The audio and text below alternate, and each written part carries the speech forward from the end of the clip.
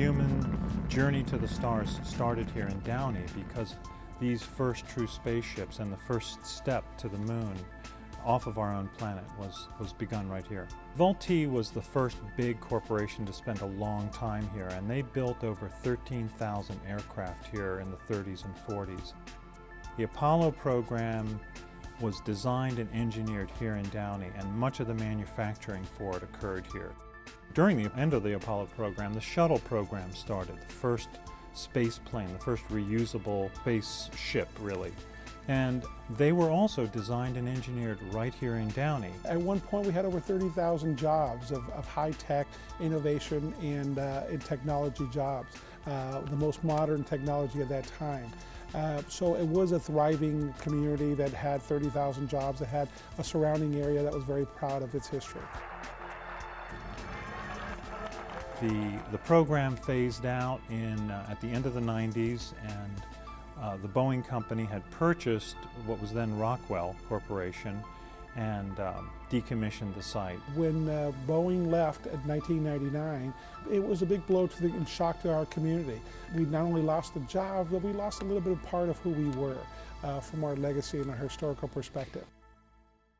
We took this location and we basically said, okay, what is it that we need or want in the city of Downey? At that time, the city had a decision: do we let it go through the typical disposal process that the federal government undertakes through the General Service Administration, or do we kind of take the bull by the horns and control our own destiny and work out a deal with NASA to create something new and exciting? The initial intent of Congressman Horn and Senator Feinstein was that the property be conveyed at no cost to the city. But there was a concern there ought to be some remuneration to the federal government for the property. The first 68 acres was actually transferred to us through an act of Congress. So we were able to go through the congressional process. We got a very good business deal with the federal government whereby we purchased the property for 1999 prices, but do not have to pay for it until 2019. The second part, which was the 92 acres that were remaining, we ended up going through a straight purchase with the federal government. That occurred in 2003. We hired a firm to come out and during the due diligence period punched thousands of holes in the 168 acres and of course found various contaminants both in the water and in the soil. And that's when the whole genesis of creating a third party to take on the liability, if you will, and the responsibility to clean up the site while we develop the property began to take hold. International Risk Group is a very interesting agency which came in and for $20.5 million they assured both the federal government and ourselves they assumed the risk for the cleanup, which was very unique. They came in and said within a 10-year period they would clean up the site and that they would provide us insurance to make sure if there was any environmental problems they would take care of that. That allowed us to go ahead to do the $500 million business deal we did with Kaiser Permanente. It allowed us to do the $120 million shopping center development, and it allowed us to do the $50 million movie studio deal.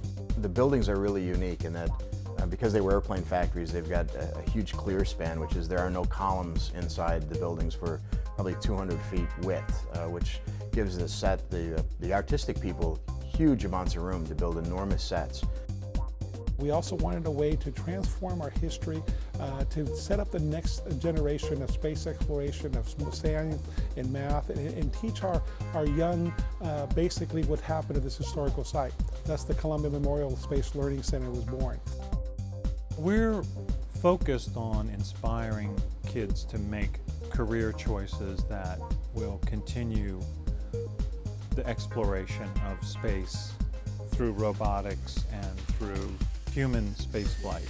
This means science, technology, engineering, and math are at the core. Those kind of learning skills are at the core. What I see as being the biggest success was the ability to get people on the same, to make it a team project of everybody.